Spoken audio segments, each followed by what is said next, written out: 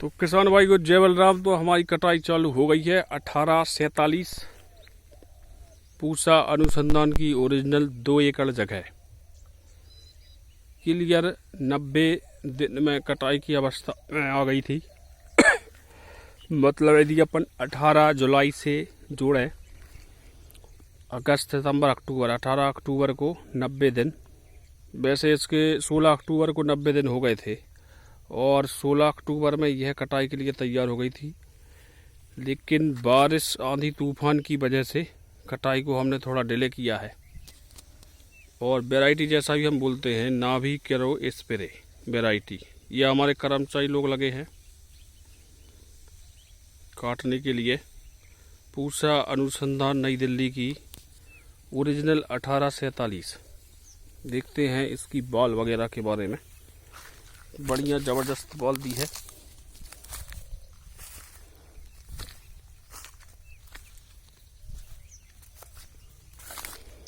तो इसको काटने लेट कटवाने का कारण यही था।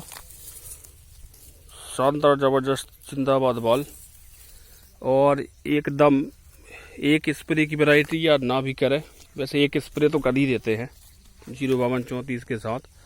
और ये एकदम अड़जर वैरायटी है, जैसे बोलते हैं हम जंडेल वैरायटी। खड़ी रहती है बारिश आंधी तूफान में भी। और इसको 90 दिन की अवस्था समझ लो रोपाई के बाद। यदि 25 दिन का रोपा लगाएं अपन तो 90 दिन प्लस 25 तो 115 दिन की वैरायटी है।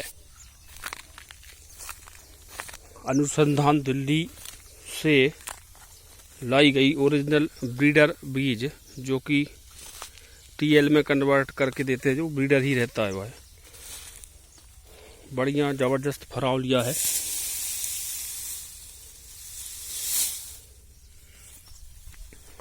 इस वैरायटी को लगाने का कारण एक तो खेत समय से पहले खाली हो जाता है, क्योंकि पूसा बन या मुच्छल वैरायटी की बात करें तो उसमें लगता है टाइम। लगभग वो 130 दिन खेत में रहती है, 130 से 135 दिन रोपाई के बाद। और यह वैरायटी क्या है 115 दिन में आ जाती है। और उत्पादन क्षमता इसकी 28 से 30 क्विंटल है। 28 से 30 क्विंटल इसकी उत्पादन क्षमता है।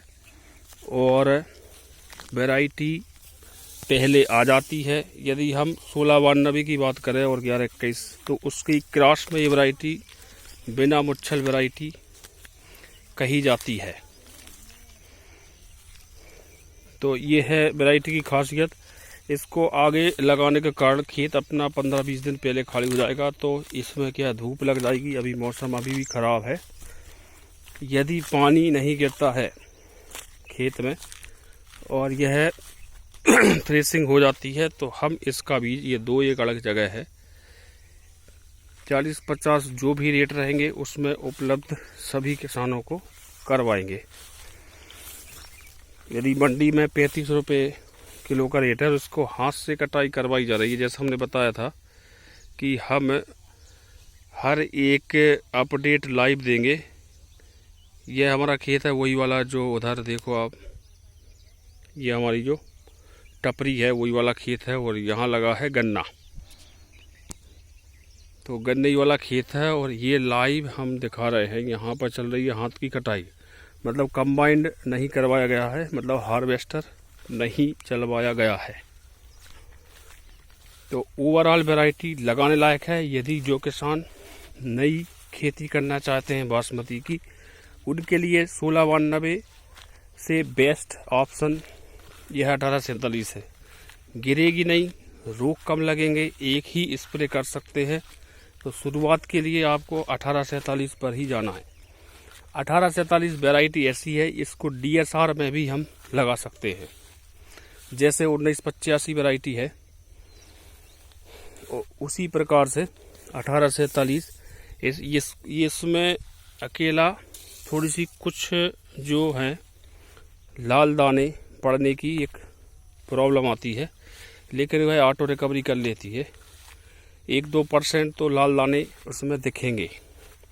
जो हम बीज देंगे आप लोगों को, उसमें आपको कहीं मैं दिखा दे रहा हूँ लाल दाने टाइप, इस टाइप के थोड़े से कहीं कहीं लाल दाने दिखेंगे। वैरायटी ज़बरदस्त है। और कुछ लाल दाने या जिसको हम बदरा बोलते हैं वह गंदी बग के कारण भी हो जाते हैं। पूसा अनुसंधान नई दिल्ली के द्वारा विकसित की गई यह वैरायटी लगभग 2022 में नोटिफाई हुई है। अभी इसको 2 साल ही हुए हैं 2021 या 22 में ही नोटिफाई हुई थी। 21 में ये पाइपलाइन में आ गई थी और 22 में इसको नोटिफाई कर दिया था। तो ज़बरदस्त कल्ले देती है वैरायटी और एकदम अच्छा स्ट्रॉन्ग पेड़ इसका रहता है, जिससे इसमें गिरने की समस्या नहीं आती है। तो जुड़े रहें, चैनल सब्सक्राइब करें और ऐसे ही हम खेत पर live video, unique idea, live खेती के तहत जागरूकता ही समाधान सिद्धांत पर कार्य कर रहे हैं। उसमें जागरूकता वाले सिस्टम में हम एक कदम अनुसंधान की ओर किसान भाइयों के लिए बोलते हैं। उसका कारण कि आपको अनुसंधान से ओरिजिनल बीज लेना। यदि कोई किसान बीज लेके आ गया है बासमती का, तो उसको 3-4 साल आप आराम से लगा सकते हैं। जैसे यह पहली साल है, इसको हम 2-3 साल चला सकते हैं। 3 एकड़ में हमने लगातार दूसरे साल लगाया है, उसका एवरेज भी 25+ जाने की उम्मीद है। और इसी प्रकार से इसको पहली साल लगाया, तो ये बिक्री के हिसाब से। तो जुड़े रहे, चैनल सब्सक्राइब करें। जय बलराम, धन्यवाद।